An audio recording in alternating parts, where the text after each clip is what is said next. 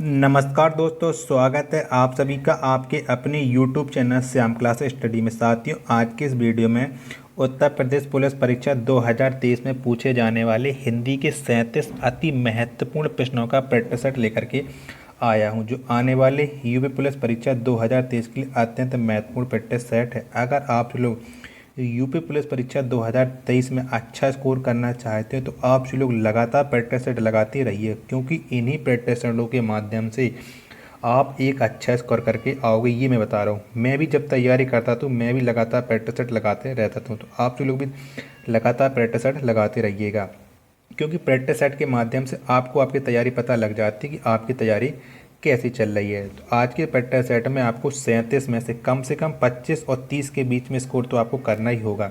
अगर इससे आप कम स्कोर कर पा रहे हैं तो आपकी तैयारी अभी सही नहीं चल रही, अभी आपको और ज़्यादा मेहनत करने की ज़रूरत है। तो प्रैक्टिस सेट पसंद आता है तो वीडियो को आप लाइक कर देना। चैनल को आपने अभी तक सब्सक्राइब नहीं किया हो तो चैनल को आप ज़रूर सब्सक्राइब कर लीजिएगा, और प्रैक्टिस सेट को आप अपने उस सभी छोटे भाई बहन तक ज़रूर पहुँचा दीजिएगा जो इस समय यूपी पुलिस में खाकी वर्दी पाने का सपना देख रहा है, क्योंकि बिना प्रैक्टिस सेट और बिना मेहनत की आप खाकी वर्दी नहीं पा पाओगे। तो इससे पहले मैं हिंदी के 266 प्रैक्टिस सेट अपलोड कर चुका हूँ। अगर अभी तक आपने वो नहीं देखे तो सारे प्रैक्टिस सेट आपको प्लेलिस्ट में मिल जाएंगे, वहाँ से जा करके आप एक एक करके सभी प्रैक्टिस सेट लगा सकते हैं और अपनी तैयारी को धार दे सकते हैं। तो चलिए शुरू करते हैं आज का अपना हिंदी के 37 अति महत्वपूर्ण प्रश्नों का प्रैक्टिस सेट नंबर 267। तो पहला प्रश्न है आपकी स्क्रीन पर कि यशोधरा में कौन सी संधि है।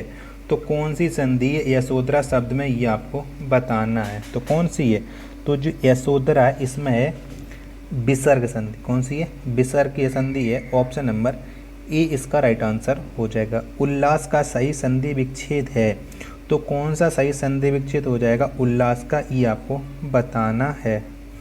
तो उल्लास, तो इसका सही संधि विच्छेद हो जाएगा उत्प्ललास का। उत प्लस लास, ये उल्लास का सही संधि विच्छेद है। ऑप्शन नंबर बी इसका राइट आंसर हो जाएगा। अगला प्रश्न है आपके सामने कि असमिया भाषा का विकास किस अपभ्रंश से हुआ है। तो कौन से अपभ्रंश से हुआ है असमिया भाषा का विकास, तो इसका विकास हुआ है मागधी अपभ्रंश। किससे, मागधी अपभ्रंश से हुआ है असमिया भाषा का विकास। ऑप्शन नंबर सी इसका राइट आंसर हो जाएगा। अगला प्रश्न है आपके सामने कि जिन वर्णों का उच्चारण बिना अवरोध के होता है उन्हें कहते हैं।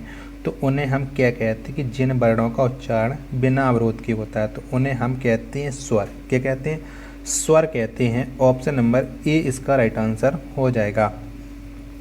अगला प्रश्न है आपके सामने कि निम्नलिखित में से कौन सा तालव्य वर्ण नहीं है। तो बताना इनमें से कौन सा है जो तालव्य वर्ण नहीं है। तो इसमें जो बड़ा आ, कौन, बड़ा आ, ये तालव्य वर्ण नहीं है। बाकी के बड़ी ई, या यात्री और सा सल्लम ये तालव्य वर्ण हैं। तो ऑप्शन नंबर डी इसका राइट आंसर हो जाएगा।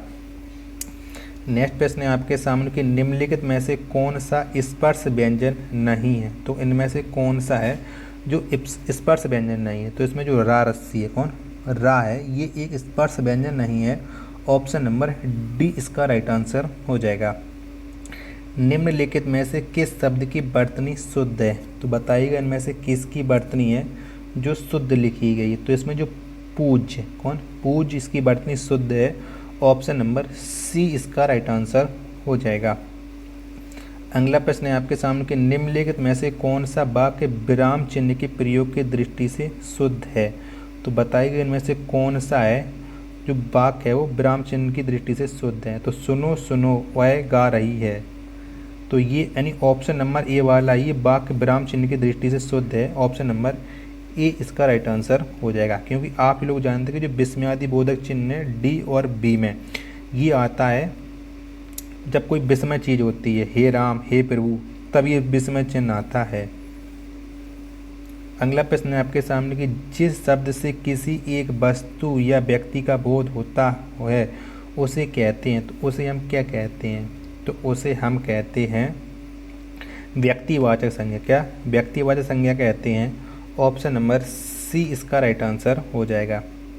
निम्नलिखित में से पुल्लिंग स्त्रीलिंग शब्द युग्मों में से कौन सा त्रुटिपूर्ण यानी कौन सा गलत है, ये आपको बताना है। तो कौन सा गलत है, तो फटाफट बताइए। बालक बालिका ये भी सही है, नायक नायिका ये भी सही है, सेवक सेवका ये भी सही हो, लेखक लेखिका होना चाहिए था, लेकिन लेखनीय ये गलत है, तो ऑप्शन नंबर बी इसका राइट आंसर हो जाएगा।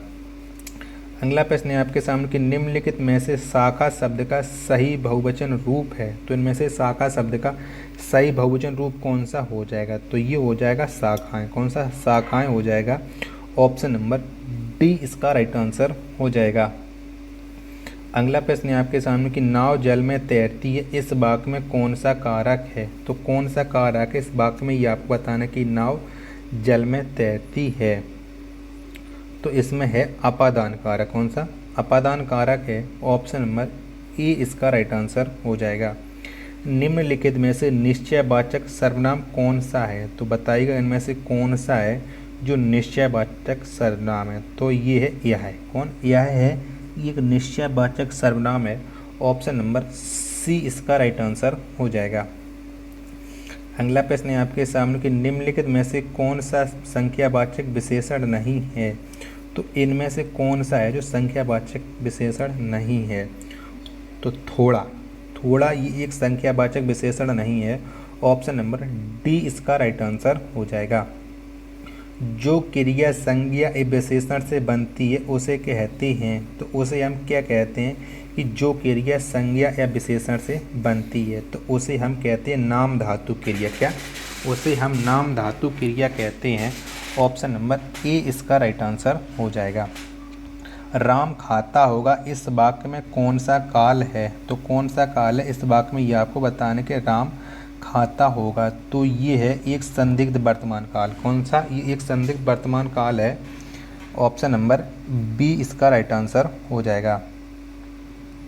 अगला प्रश्न है आपके सामने कि सामान्य अव्यय के कितने भेद हैं, तो कितने भेद होते हैं अव्यय के, तो सामान्यतः अव्यय के भेद होते हैं 4। कितने? 4 होते हैं सामान्यतया, ऑप्शन नंबर सी इसका राइट आंसर हो जाएगा। निम्नलिखित में से कौन सा तत्सम शब्द है, तो इनमें से कौन सा है जो तत्सम शब्द है, तो सरोवर। कौन? सरोवर ये एक तत्सम शब्द है, ऑप्शन नंबर डी इसका राइट आंसर हो जाएगा।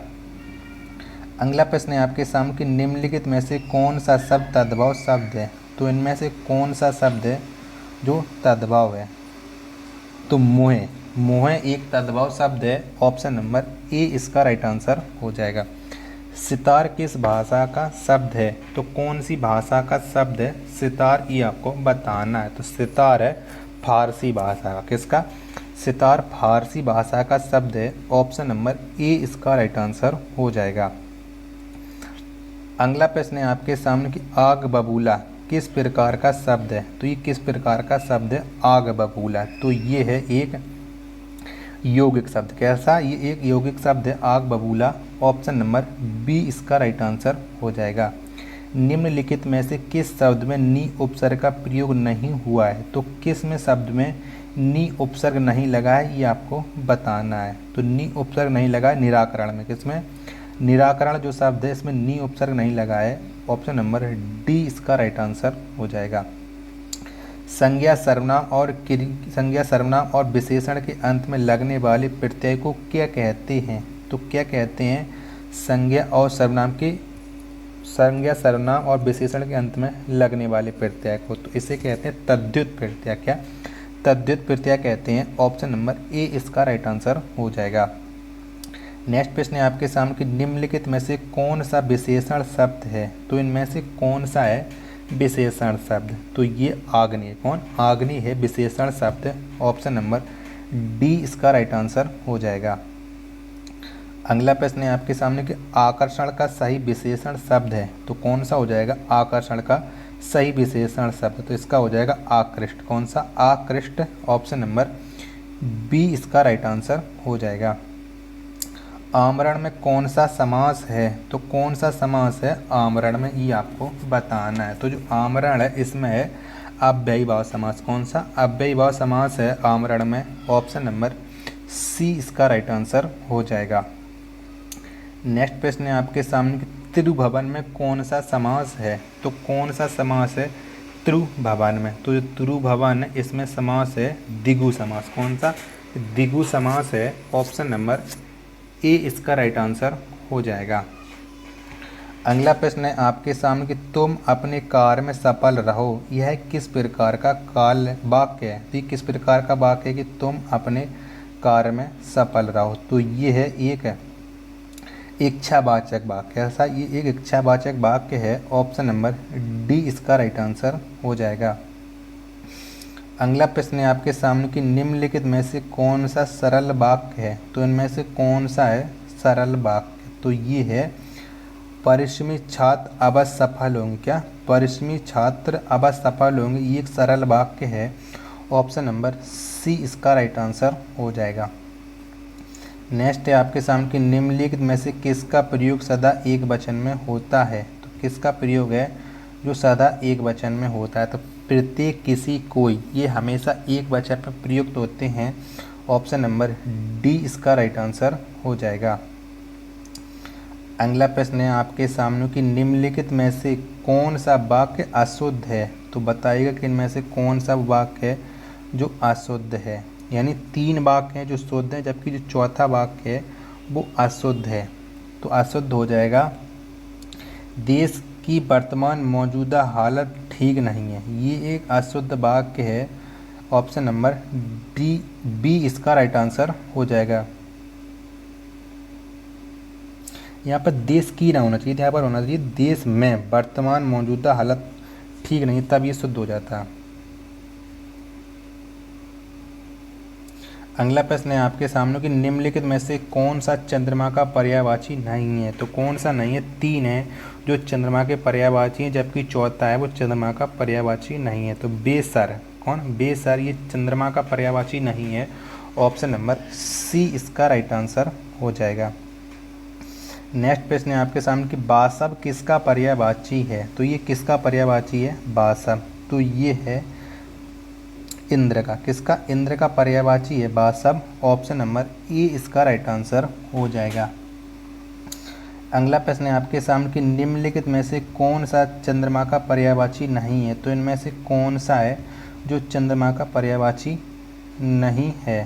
सॉरी बता ही चुका हूँ, माफ़ी चाहता हूँ, गलत पढ़ रहा हूँ। क्वेश्चन नंबर 34 है, 33 तो मैं बता ही चुका क्योंकि इसमें स्कैन कर दोबारा से गलती हो गई है। तो 34 पढ़िएगा कि निम्नलिखित में से खर शब्द का अर्थ है। तो खर शब्द का अर्थ कौन सा हो जाएगा। तो खर का आप जानते हैं गधा। तो गधा के पर्यायवाची आप बता लीजिएगा। तो दुष्ट भी होता है, तिनका और गधा, ये तीनों ये खर शब्द के अर्थ यानी उपयुक्त तो सभी। ऑप्शन नंबर डी इसका राइट आंसर हो जाएगा। आद्य का विलोम है। तो आद्य का विलोम शब्द कौन सा हो जाएगा। तो आद्य शब्द का विलोम शब्द हो जाएगा अंत्य। कौन, अंत्य। ऑप्शन नंबर बी इसका राइट आंसर हो जाएगा। निरंतर शब्द का सही विलोम शब्द है। तो कौन सा है निरंतर शब्द का सही विलोम शब्द।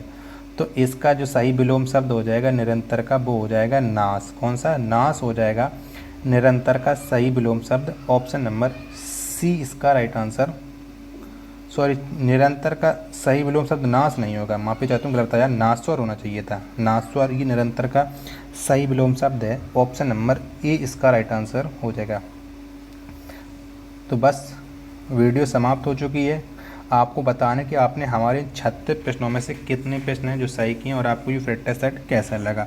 प्रैक्टिस सेट पसंद आया हो तो वीडियो को आप लाइक कर देना। चैनल को आपने अभी तक सब्सक्राइब नहीं किया हो तो चैनल को आप जरूर सब्सक्राइब कर लीजिएगा। मिलते हैं अपन नेक्स्ट वीडियो तक नेक्स्ट प्रैक्टिस सेट में, तब तक के लिए धन्यवाद। जय हिंद मेरे प्यारे साथियों।